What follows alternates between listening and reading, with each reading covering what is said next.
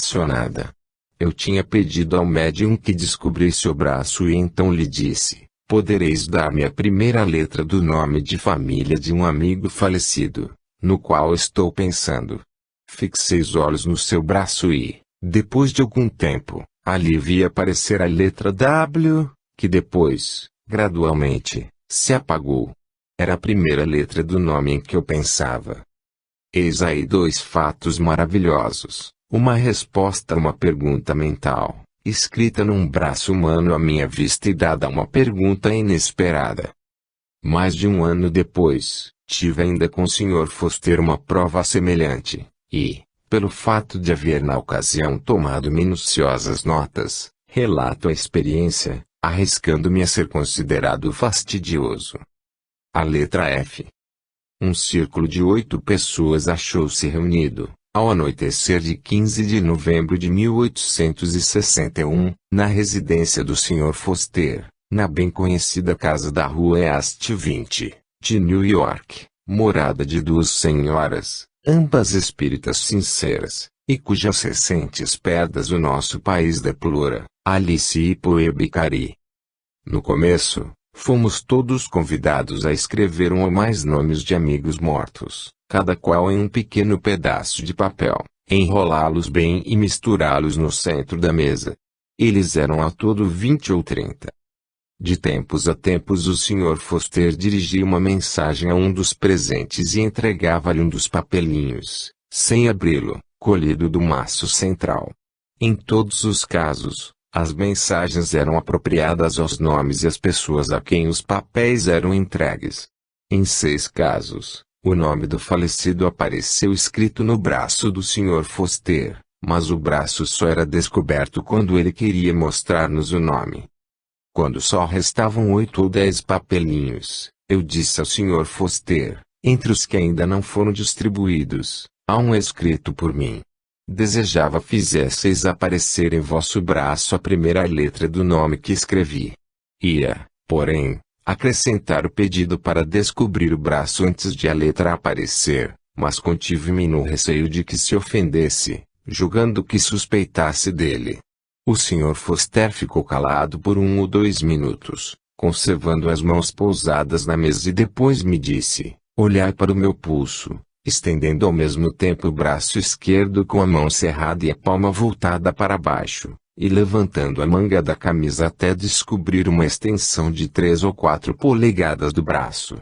Observei que ali não se achava sinal algum, mas, depois de 1 minuto, mostrou-se uma mancha cor-de-rosa, que foi crescendo gradualmente até apresentar, depois de cerca de meio minuto, a configuração da letra F. Ela se estendia pelo punho todo até a ponto de junção com a mão, achando-se na linha desta o traço do F. A letra tinha a aparência de manuscrita e não impressa, e, apesar de parecer escrita apressadamente, sem cuidado, era distintamente legível, de modo a todos reconhecerem-na logo.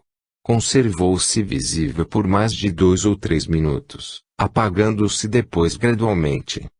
Então, o Sr. Foster foi tirando os restantes papelinhos, um depois do outro, entregando-os aos seus donos, quando chegou aquele em que eu tinha escrito a palavra Florência, nome de uma filha que havia perdido na infância, 20 anos antes, circunstância totalmente ignorada por todos os presentes. Ele me entregou o cunho particular deste testemunho, mais forte que qualquer outro dos ali obtidos, estará simplesmente na satisfação do meu desejo puramente mental de assistir à formação da letra.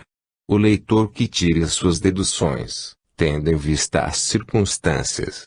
O sentimento que em mim despertou a formação dessa letra, tinha alguma coisa de semelhante ao que experimentei quando, pela primeira vez, observei com o microscópio a súbita aparição da cristalização. Falta-me espaço para dizer mais sobre a escrita direta. Que mais fortes provas, porém, podia apresentar? Que os que duvidam, busquem obtê-las por si mesmos. Capítulo 4. Os fatos espíritas. Na primavera de 1858, estando em Nápoles, tive 4 sessões com médium de reputação universal, de Douglas Home, e, em sua presença testemunhei um fenômeno que nenhum pensador sério pode testemunhar, quando genuíno, sem experimentar um sentimento estranho de se achar no outro mundo. As sessões se efetuaram na sala de recepção de minha residência, no Chiaja, achando-se presentes além da minha família e o médium, o conde d'Aquila, ou como comumente o chamávamos, o príncipe Luís, terceiro irmão do rei de Nápoles. As sessões se efetuaram na primeira metade da noite, com a sala brilhantemente iluminada. Assentamo-nos ao redor da mesa central, de 3 pés e 9 polegadas de diâmetro, e éramos alumiados por um candeeiro pesando cerca de 39 quilos. Na segunda sessão fomos todos sucessivamente tocados, depois de se haver dado uma singular manifestação. Em vários pontos, ao redor da mesa, a tábua superior recebeu pancadas vindas de fora, e ocasionalmente no sentido do eixo, como se uma mão a tocasse de baixo para cima. A senhora me tocou e sentiu, através da coberta da mesa, alguma coisa que lhe pareceu pequena mão humana, fechada. Pelos golpezinhos, disseram que era nossa filha Florência, falecida em tenra idade. Depois, puxaram o vestido da senhora em direção diversa da do Sr. Home, por 8 ou 10 vezes e com tanta força, que disse que se estivesse dormindo, teria acordado. Isto lhe chamou logo a atenção, e notou que o seu vestido se movia, cada vez que o puxavam. Então pedi que me dessem 3 toques, o que foi feito assaz distintamente. Depois, coloquei sobre o joelho a mão coberta com um lenço e, a pedido, foi ela imediatamente tocada por cima do lenço. A senhora me também pediu-lhe tocasse a mão, que ela colocou descoberta, por baixo da mesa. O fato sucedeu, não em sua mão, mas através da seda de um dos fofos do vestido. Depois, de sob a mesa, em lugar oposto ao ocupado pelo Sr. Home, tocaram por 3 vezes as mãos da Sra. Wen, quando estas mantinha em cima da mesa. Durante todo esse tempo as mãos do Sr. Home pousavam na mesa. Logo depois, a mesa ergueu-se inteiramente do solo, a uma altura de 4 ou 5 polegadas, moveu-se para o lado da Sra. Wen, fazendo um percurso de 12 polegadas e aí desceu ao solo. Elevou-se, depois, pela segunda vez e caminhou cerca de 6 polegadas na mesma direção. Desta vez, o pé da mesa prendeu ao solo o vestido da Sra. Wen, impedindo que ela se levantasse, como havia feito da primeira vez, e sendo preciso afastar a mesa para libertar o vestido. Depois, uma grande cadeira de braços do peso de 21,5 quilos, que estava desocupada por detrás do Sr. Home, cerca de 4 pés e meio daquela em que ele se assentava, moveu-se repentinamente para a mesa, em direção ao espaço situado entre o Sr. Home e a Sra. Wen. Ocupando o lugar oposto a esse, sucedeu que eu estivesse olhando naquela direção, de modo a ver-lhe o movimento. Com a rapidez com que ela vinha, esperei que chocasse fortemente a mesa, mas essa estacou sem tocá-la, à distância de 1 ou 2 polegadas. Convém dizer que ela se movia sobre o tapete. Nesse momento o Sr. Home estava sentado junto à mesa, com as mãos descansadas sobre ela e sem dar a mínima demonstração de estar fazendo o menor esforço muscular. Na seguinte sessão, a 6 de abril, os toques repetiram-se ainda mais distintamente na 4ª sessão, a 12 do dito mês, na qual a mão que nos tocou estava nua. Relatemos, a mão da Sra. Wen, colocada sobre o joelho e coberta com o pano, foi tocada por uma coisa semelhante à mão humana, macia, morna e um tanto úmida. O contacto se produzia mesmo na mão da Sra. Wen e era tão distinto que toda a ilusão tornava-se impossível. A Sra. Wen, havendo já testemunhado esse fenômeno nas 2 sessões precedentes, não se alterou e me disse que não se sentia nervosa nem intimidada. O príncipe Luís foi repetidamente tocado, como nós, e depois me exprimiu com sinceridade a sua convicção de serem genuínos os fenômenos que havia testemunhado. Ele já tinha anteriormente feito experiências dessa ordem. Logo depois da minha volta a este país, obtive evidência confirmatória desse fenômeno. Toques espíritas ao brilho da luz do gás. A 23 de outubro de 1860 reuniram-se em sessão, à noite, na sala de jantar do Sr. Underhill, os senhores Underhill pai, Seto Underhill, filho, a esposa deste, a Sra. Price de Winchester e eu. Foram tomadas as usuais precauções, relativamente às portas, etc. Disseram-nos por golpezinhos, olhai para baixo da mesa. Fizemo-lo com todo cuidado e nada vimos. Algum tempo depois, disseram, colocar um lenço sobre a mão. Perguntei se era a mim que se dirigiam e, à vista da afirmativa, coloquei a mão direita, coberta, por baixo da mesa. Mais baixo, disseram, e eu fiz o mais que pude. Todos os assistentes tinham as mãos à vista, em cima da mesa, e a pedido da Sra. Underhill as juntaram, formando a cadeia. Como eu tinha a mão direita ocupada, a Sra. Price colocou a sua mão esquerda sobre o meu ombro, a fim de fechar o círculo. Mais ou menos 2 minutos depois, minha mão foi tocada e comprimida pelos dedos de uma outra, sem poder haver ilusão. Pedi que tornasse a tocar e isso foi feito, sentindo eu, então, o contacto da ponta dos dedos e a aguda impressão das unhas na minha mão. Durante todo esse tempo a luz do gás era brilhante e o círculo das mãos unidas se mantivera, estando à vista as mãos dos assistentes, que eu não cessava de observar. Se não fosse lembrança, então vinda, de olhar para baixo da mesa, como antes haviam recomendado, eu teria omitido essa precaução. No último ano, fiz semelhante experiência, também à plena luz. Foi na sessão, acima mencionada, de 3 de setembro de 1861, quando obtivemos escrita direta à luz do gás, estando presentes também o Sr. Underhill, sua mulher e o Sr. Wilson, com uma mesa de 33 sobre 53 polegadas, sem gavetas e sem pano. Disseram, põe a mão para baixo. Coloquei a mão esquerda por baixo da mesa. Meu pé foi tocado e comprimido, minha perna agarrada como por mão forte, ao passo que a mão não era tocada. Então, disseram, o lenço, e apenas cobri a mão, nela senti o contacto de um dedo grosso. Depois, meus dedos foram apertados por 2 outros e por um dedo polegar, estranhos, em seguida, por 3 dedos e o polegar de uma mão forte. Algum tempo depois, dedos de mão pequena pousaram docemente na minha mão e por golpezinhos, me foi dito, foi Violeta quem vos tocou.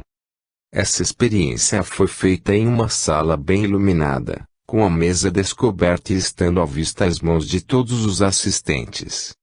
Alguns leitores, simples teoristas, ficarão na persuasão de que um só sentido, especialmente o do tato, não pode dar uma suficiente evidência nos casos supracitados. Que eles experimentem, e quando forem tocados por mão vigorosa e real, com tanta força como se fosse a de um amigo, acreditem que é um produto da sua imaginação e fiquem convencidos de que ninguém as tocou. É um pirronismo que nada lhes dará de bom. Quando do meio dessas sensações lhes vier o testemunho, compreenderão como Tomé, com que dificuldades luta o descrente. Aqui encerro a narração das manifestações usualmente físicas e passo a me ocupar de um problema de mais intrincado caráter, o da identidade dos espíritos. Parte 4. Identidade dos espíritos. Capítulo 1. Provas reais das relações deste com o outro mundo. Entre os fenômenos espíritas há os de uma classe rara, mas admiravelmente convincente, quando os conseguimos obter. Eles nos demonstram muito mais que a realidade do outro mundo, verdade de incomparável valor, e nos dão uma rápida vista desse mundo, dissipando muitos preconceitos relativos ao seu caráter e habitantes. Por eles ficamos sabendo que nossos amigos lá conservam seus sentimentos terrenos e humanas simpatias, ainda nos reconhecem e podem interessar-se pelos assuntos de que nos ocupamos. Eles não nos fornecem as provas de que todas as comunicações ultramundanas sejam realmente dos espíritos que lhes emprestam seus nomes, mas dão provas de que algumas o são, fornecendo-nos assim, em certos casos, a sua identidade.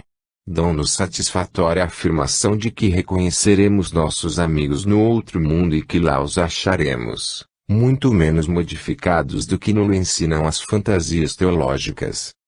Essas provas são mais valiosas quando se apresentam espontânea, inesperada e importunamente, mesmo no lar doméstico, onde falecem motivos para embustes ou jogos de prestidigitação.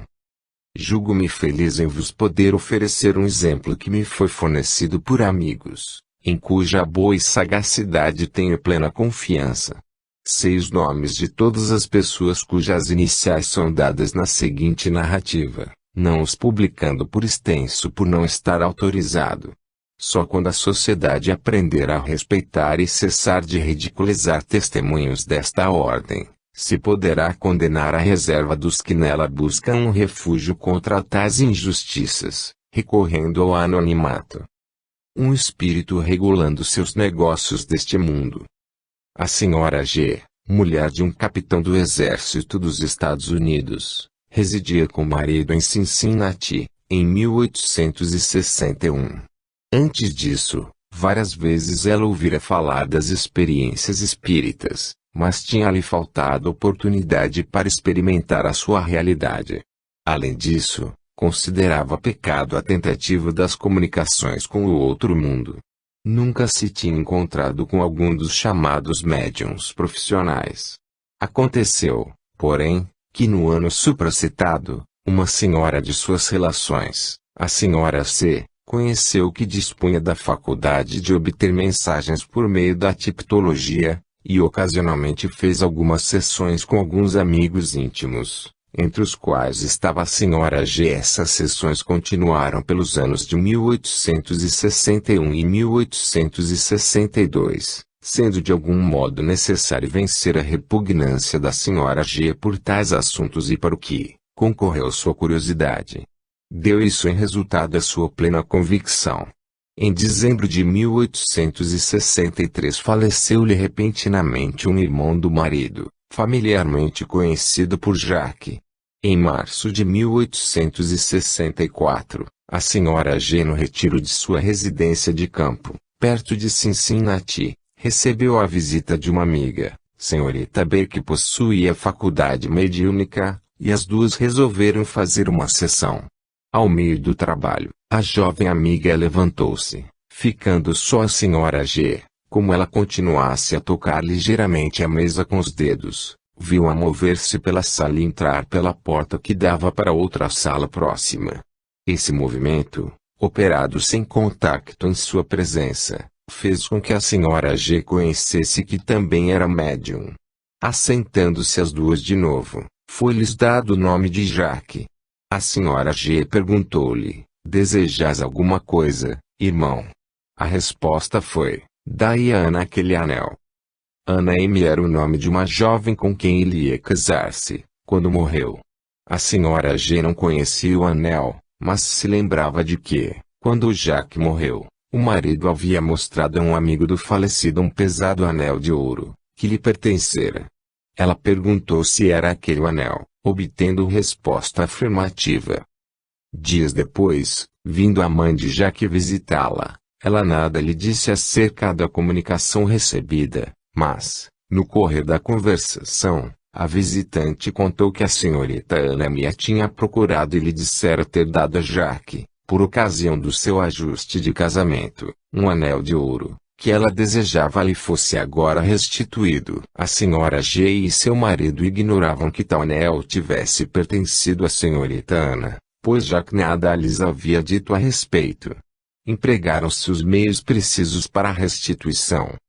Algum tempo depois da morte de Jacques, 3 pessoas, G., C. e S. apresentaram-se separadamente ao capitão G., dizendo-lhe que seu irmão lhes era devedor de certa importância, quando morreu. O capitão pediu que lhe enviassem as contas. Contudo, não conhecendo a importância das dívidas do irmão a esses indivíduos, Pediu à senhora G fizesse uma sessão a fim de obter algum esclarecimento a respeito. Eis o resultado. Jack anunciou-se e travou o seguinte diálogo com o irmão. Devíeis alguma coisa a G quando morrestes? Sim. Quanto? $35. Devíeis a C? Sim. Quanto? $50. E quanto a S? Nada. Mas S diz que eres seu devedor. Não é exato. Tomei-lhe emprestado $40, mas depois remeti-lhe 50. Ele devolveu-me 7, portanto, ficou-me restando 3. A conta de G, apresentada depois, acusava $35, a de C 50. S apresentou uma conta de $40, mas, na ocasião, dizendo-lhe o capitão que já lhe havia remetido 50. Ele ficou confuso e disse que pensara ter sido aquilo um presente de Jack, a irmã dele. Depois, o capitão G fez perguntas à mesa, e travou-se o seguinte diálogo. Tendes mais alguma dívida, Jack? Sim, a Jorge R. $10. Importância de um par de botas. E ninguém vos ficou devendo? Sim, CG deve-me $50. O capitão G procurou a pessoa indicada e perguntou-lhe se não era devedor ao seu falecido irmão.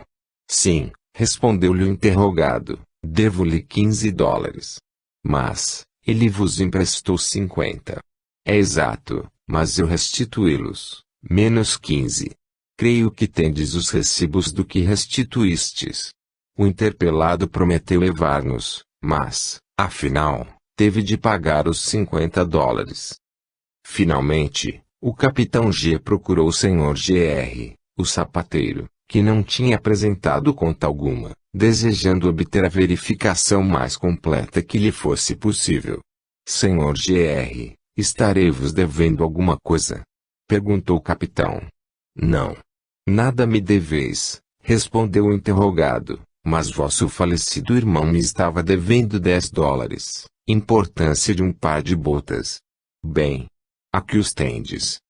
Isso me foi relatado pelo capitão e por sua senhora quando os visitei em sua casa de campo. Se à vista da exposição acima feita, imaginarmos ainda o que houve aí um embuste, deliberado, circunstancial e sem razão de ser da parte de pessoas da maior respeitabilidade, de caráter e de reputação ilibada, violaremos todas as regras admitidas da evidência. Se, porém, aceitarmos os fatos, qual a teoria contrária à realidade das comunicações espirituais que nos poderá dar uma explicação satisfatória? Como explicar essa relação estreita, positiva, tangível, que evidentemente prende o espiritual ao material, o mundo ainda oculto às nossas vistas com o outro, que se estende ao redor de nós, palpável aos nossos sentidos? Que mais segura prova se pode desejar da identidade de uma comunicação espiritual, do que a fornecida por esses detalhes tão simples e familiares? Se julgarmos incompatível com a dignidade do mundo espiritual o fato de conservar em seus habitantes a lembrança dos pequenos detalhes da vida terrena, seremos forçados a admitir que as consequências dos nossos atos, bons e maus, não nos acompanham no outro mundo. Não nos poderemos arrepender dos nossos pecados, se não nos recordamos de os haver cometido, e o próprio céu seria para nós um castigo, se nele ainda nos lembrássemos de nossos atos maus. De outra sorte, podemos racionalmente concluir que, como as crianças avançando em anos vão pondo de lado as coisas pueris, assim os espíritos procedem, à medida que se elevam. Os pequenos interesses irão fugindo dos nossos pensamentos, cedendo lugar a ideias de uma vida melhor.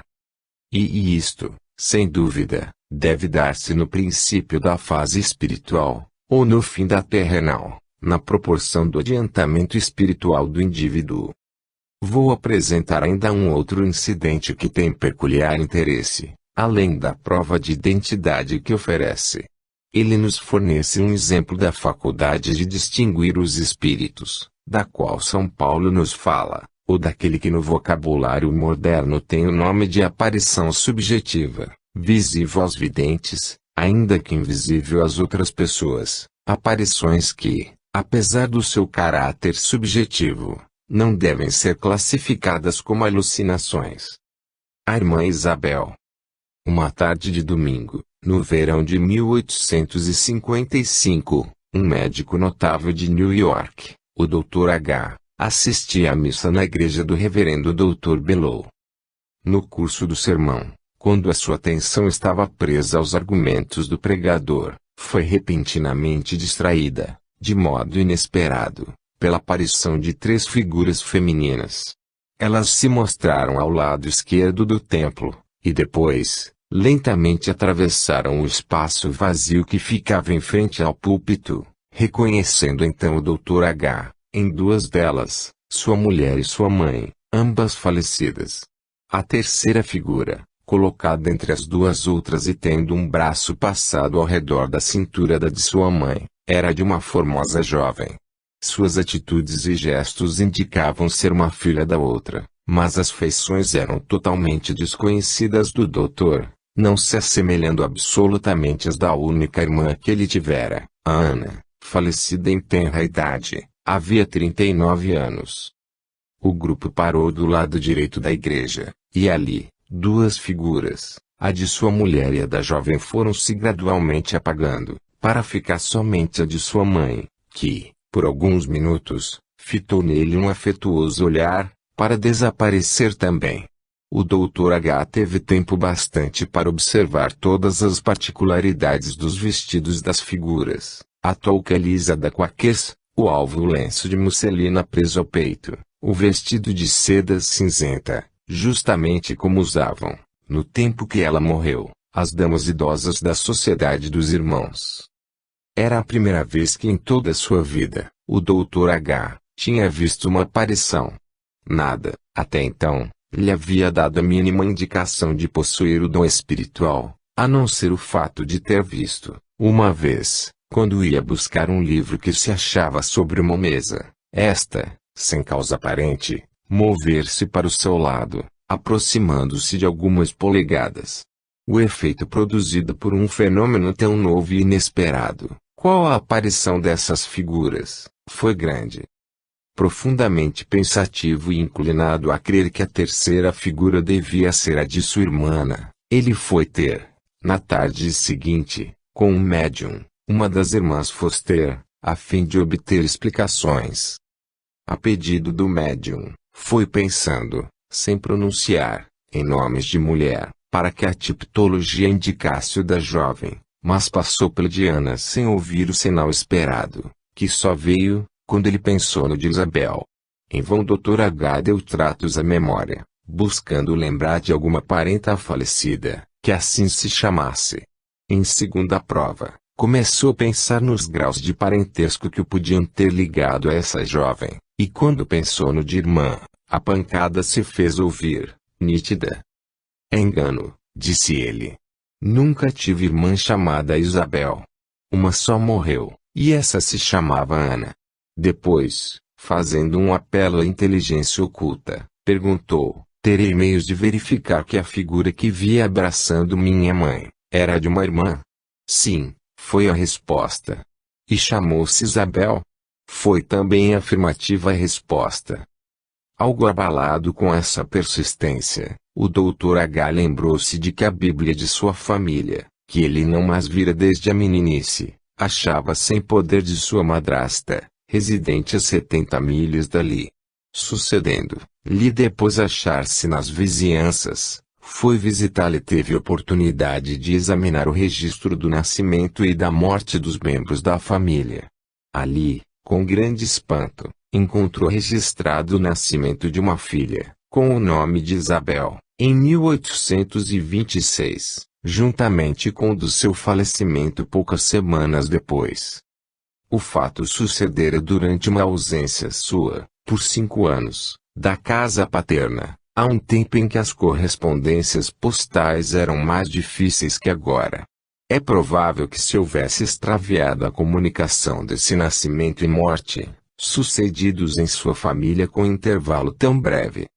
O certo é que ele ignorava ter tido essa irmã. Uma vida tão breve, passa usualmente sem deixar vestígios, a não ser na memória de uma mãe. Conheci por muitos anos o Dr. H. como homem inteligente e observador desapaixonado. Tenho muita confiança em sua veracidade e perspicácia.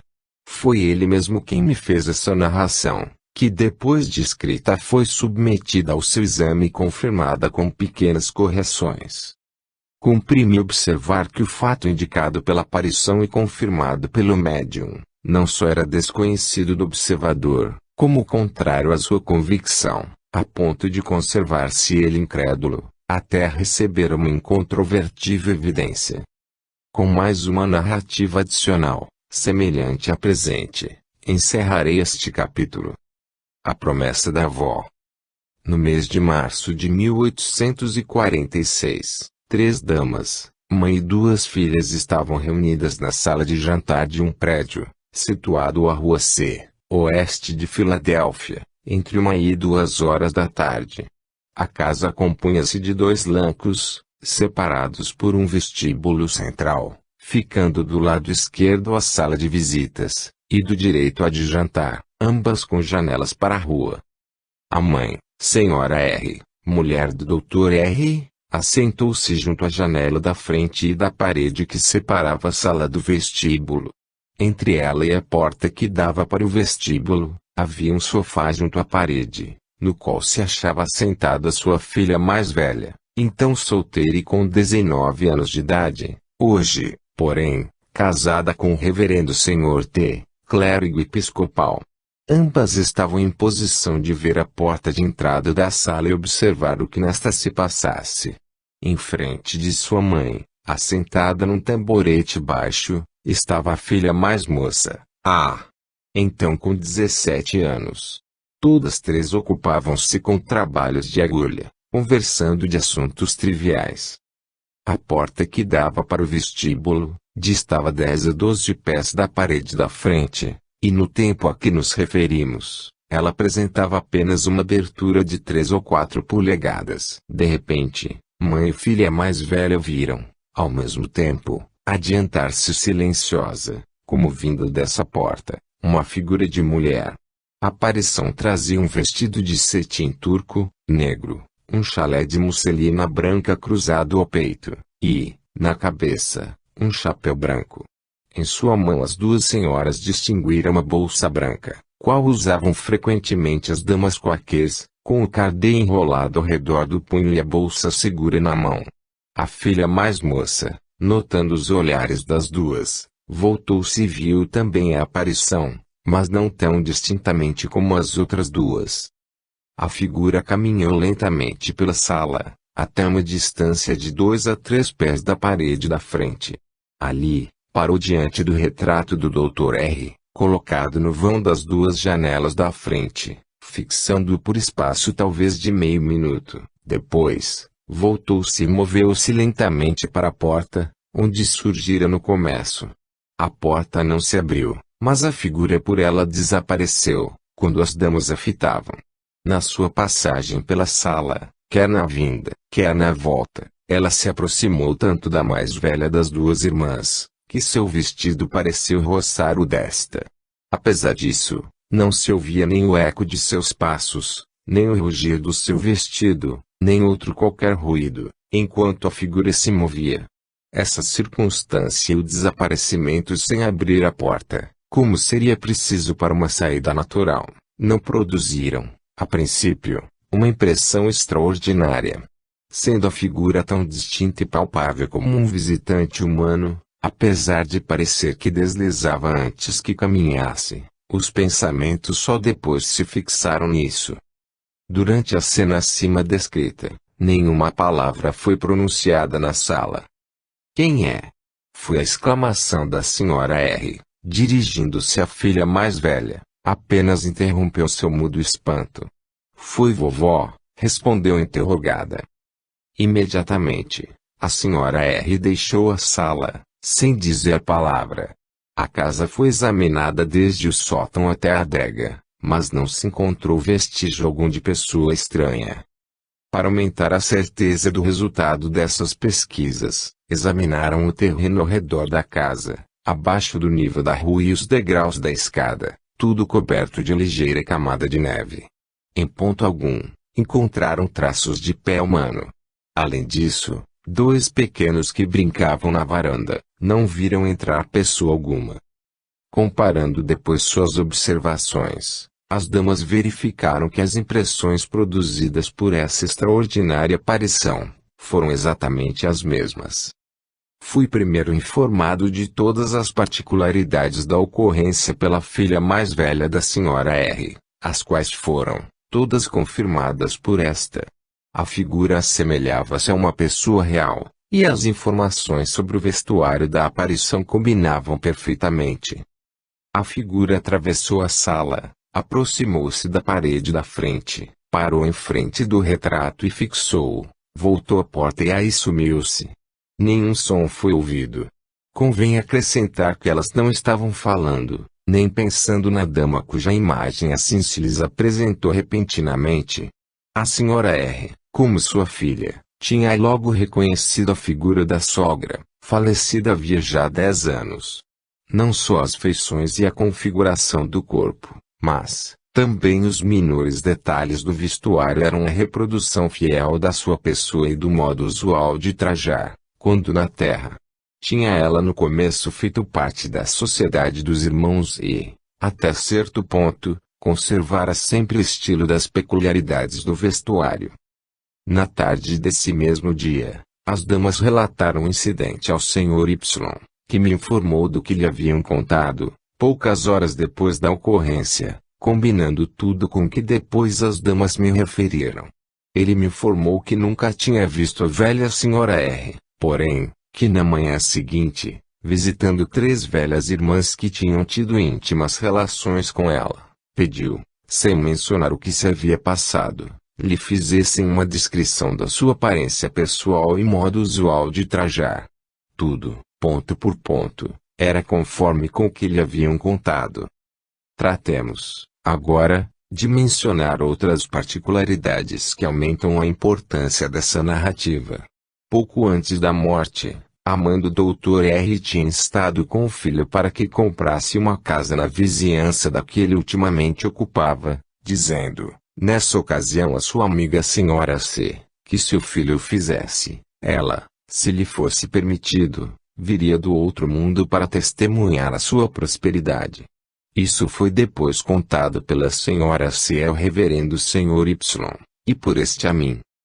O mais importante é que, no mesmo dia e mais ou menos à mesma hora em que sua mulher e filhas constatavam a aparição de sua mãe, o Dr. R tomava-se o proprietário legal da casa em que ela apareceu e que então lhe foi entregue pelo primeiro possuidor.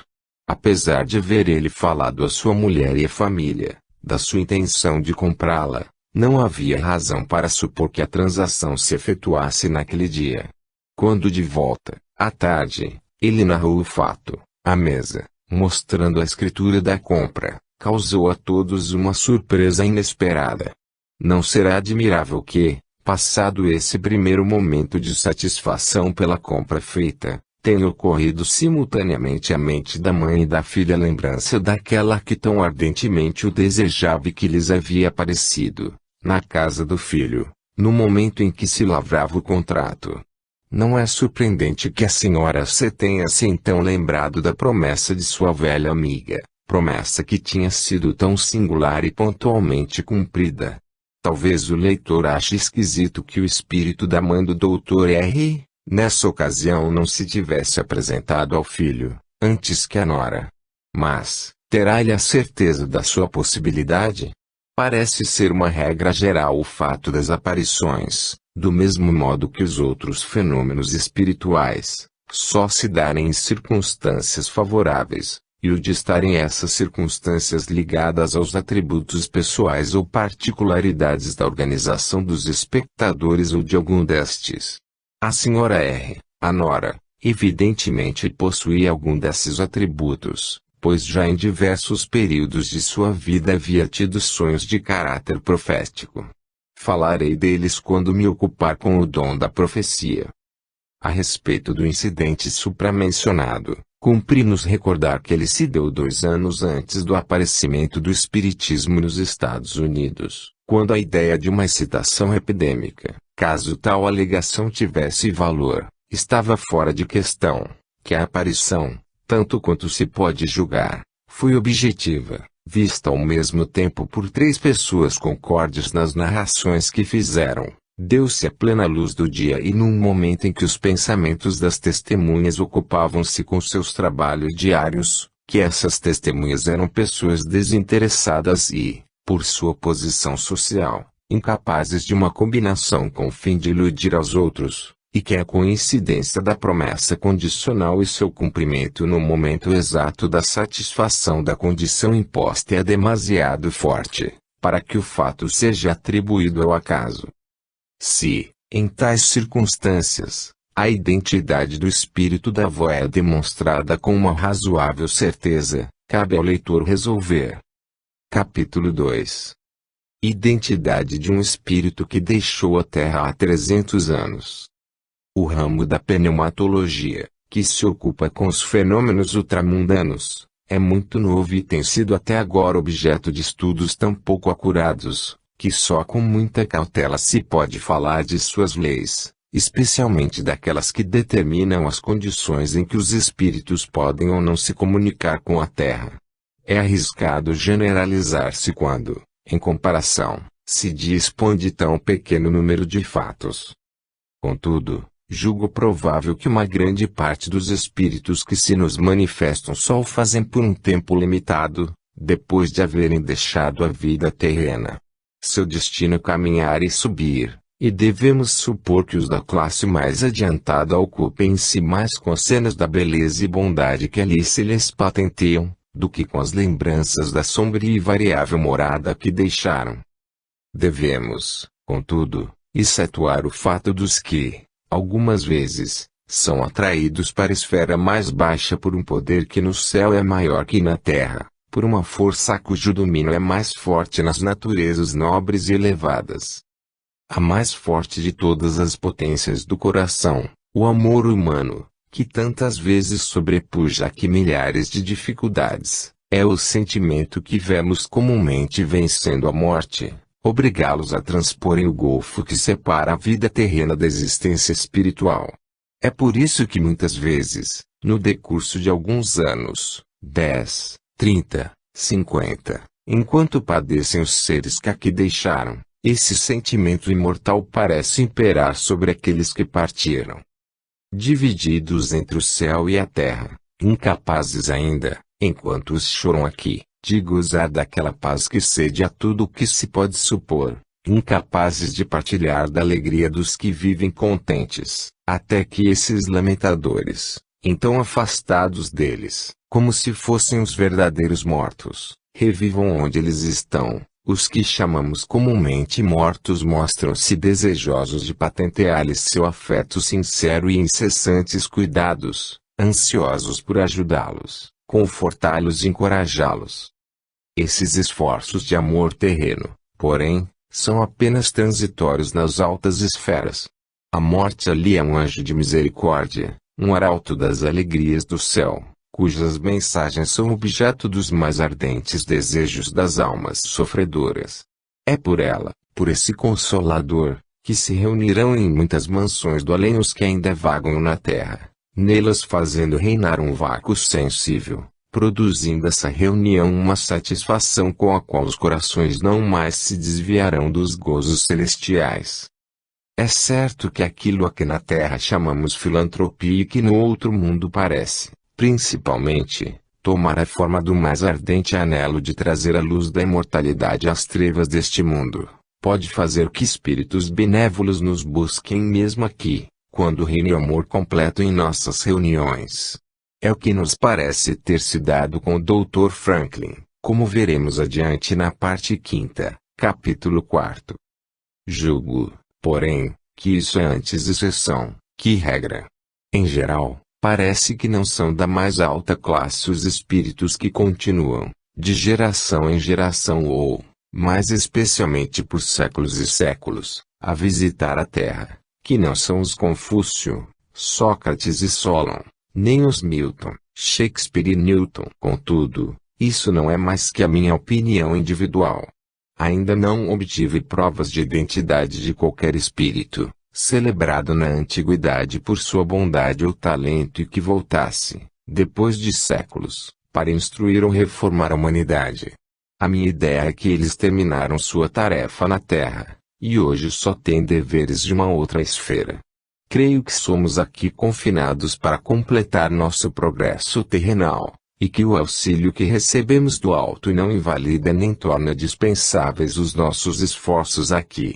Esse auxílio nos leva diretamente a ter uma convicção mais forte e vivificante, em vez da fria e infecunda crença que possuímos da verdade das verdades, isto é, da imortalidade. Uma vez firmada essa convicção, cabe-nos confiar o resto à nossa própria iniciativa e coragem, com a consoladora reflexão de que se os espíritos que há muito daqui partiram não vêm fazer o nosso trabalho, outros espíritos amigos, embora sem o sentirmos, vêm, muitas vezes, secretamente ajudar os trabalhadores crentes. Outros motivos ainda, além do nosso benefício, parece algumas vezes darem lugar a essas visitas ao mundo. Os espíritos culpados mostram-se com frequência aqui, como vimos no caso da dama de Buringreinos de centenas de casas endemoninhadas. Um espírito mundano, porém, não perverso mas acostumado a ligar grande importância às coisas mínimas da terra, que nunca, enquanto aqui esteve, pensou no além, pode, mesmo muito tempo depois da sua partida, ser atraído à terra por seu amor às frivolidades a que dedicou sua inútil vida terrena. Eis um notável exemplo. Manifestação de um músico favorito do rei de França.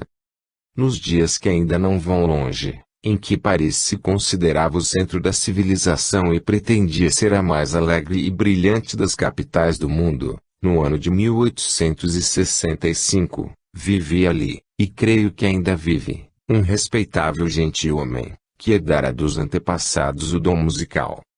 O Sr. M.G. Bach, então com 67 anos de idade, era bisneto do célebre Sebastião Bach, que floresceu na primeira metade do século XVIII.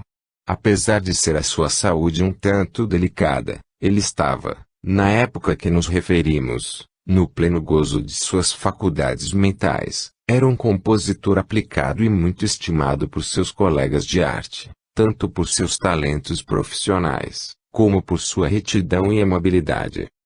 A 4 de maio de 1865 o filho do Sr. N. Bach, Leon Bach, um cavalheiro de tipo antigo, encontrou, entre as curiosidades de uma loja de objetos usados, em Paris, uma espineta evidentemente muito antiga, mas de notável beleza e perfeição, e ainda bem conservada. Era feita de carvalho, ornamentada com delicadas esculturas de belos arabescos, incrustada com turquesas e flores de lis, de ouro. Evidentemente tinha pertencido a alguma pessoa de fortuna ou distinção. O negociante, porém, só sabia que tinha sido recentemente trazida da Itália por quem a vendera. Supondo que seria muito agradável a seu pai, o jovem efetuou a compra. Não se enganou. O Sr. Bach, que partilhava do gosto do filho pelas relíquias do passado, ficou satisfeitíssimo com a nova aquisição e passou a maior parte do dia a admirá-la, experimentando-lhe os sons e examinando o maquinismo. Ela media 5 pés de comprimento por 2 de largura, não tinha pés, porém era encerrada em uma caixa protetora, de madeira, como um violino. Para tocá-la, colocava-se a espinetas sobre uma mesa. Apesar da riqueza de decoração, era pequena, comparada com as fabricadas hoje com seu poder maravilhoso e soberbos tons. Na sua confecção geral, porém, assemelhava-se a estas, sendo o pequeno teclado disposto na mesma ordem, mas as teclas, quando tocadas, moviam uma peça de madeira da grossura de um dedo de mulher, munida cada qual de uma ponta destinada a bater na corda correspondente. Quanto à qualidade do tom, facilmente se pode imaginar. Antes de findar o dia, o Sr. Bach fez uma descoberta que, para ele, compensou as imperfeições notadas no instrumento. parecendo-lhe distinguir alguma coisa escrita na estreita faixa de madeira que amparava a prancha, somente. Fixo sobre essa faixa, havia 2 cavaletes que a separavam da supradita prancha e escondiam uma parte do que naquela estava escrito. Dando, porém, ao instrumento uma posição conveniente e fornecendo-lhe uma luz bastante viva, pôde-se ler o seguinte: In Roma Antonius Nobilis. Vinha depois um dos cavaletes, e em seguida, Brena Medislani Patrioi, e depois do outro cavalete, Dieci Aprilis 1564. Sem dúvida, essas palavras foram escritas antes da construção do instrumento. Ficou assim o Sr. Bachi sabendo que a sua espineta contava mais de 300 anos, tendo sido fabricada em Roma, no ano de 1564. Por um certo Antonius Nobilis, aparentemente dos subúrbios de Milão, e é provável que ficasse concluída em 14 de abril daquele ano. O espécime tinha, pois, a indicação do lugar onde fora construído e o nome do fabricante. Isto, aos olhos dos antiquários, como se dá com os paleontologistas, aumenta muito o valor de uma relíquia. Assaz contente, o velho fidalgo foi dormir e, como é natural, sonhou com o presente do filho. Mas esse sonho teve alguma coisa de esquisito.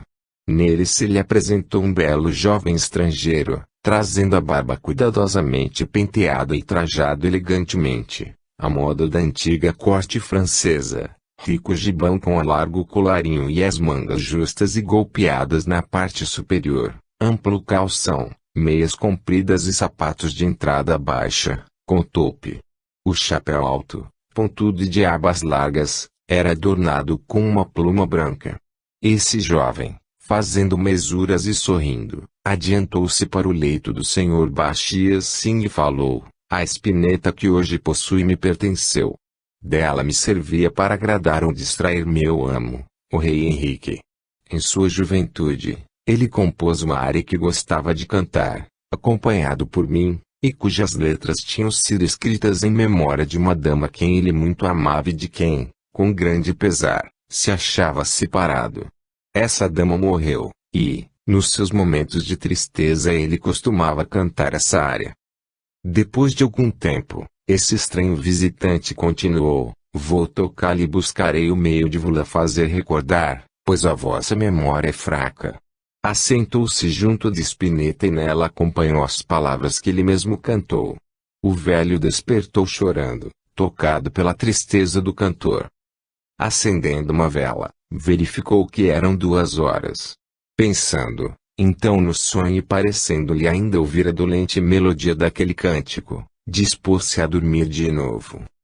Nada há de notável em tudo isto.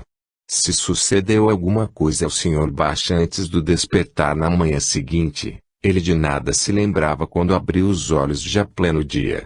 Mas, então, achou, com grande espanto, um pedaço de papel no leito, ao alto do qual se liam escritas em caracteres antigos, palavras do rei Henrique III. Sua estupefação cresceu quando examinou com maior atenção o escrito. Era um raro espécime arqueológico. As notas eram miúdas, as claves semelhantes às usadas outrora, a escrita cuidadosa e antiquada, aparecendo em um que os outro ponto tipo gótico, que se nota em certas letras, nos manuscritos dos séculos XVI e XVII, uma ortografia muito semelhante à usada há 300 anos. Correndo os olhos pelas primeiras notas, reconheceu a música que ouvira em sonho. Depois, notou as palavras do canto, eram também as mesmas. Assentou-se ao piano e ficou logo convencido, sem lhe restar a menor dúvida, de estarem ali reproduzidos exatamente o cântico e os versos que o visitante onírico havia cantado com acompanhamento da espineta. A princípio, sentiu-se perplexo, perturbado e mesmo assustado. Que queria dizer tudo aquilo?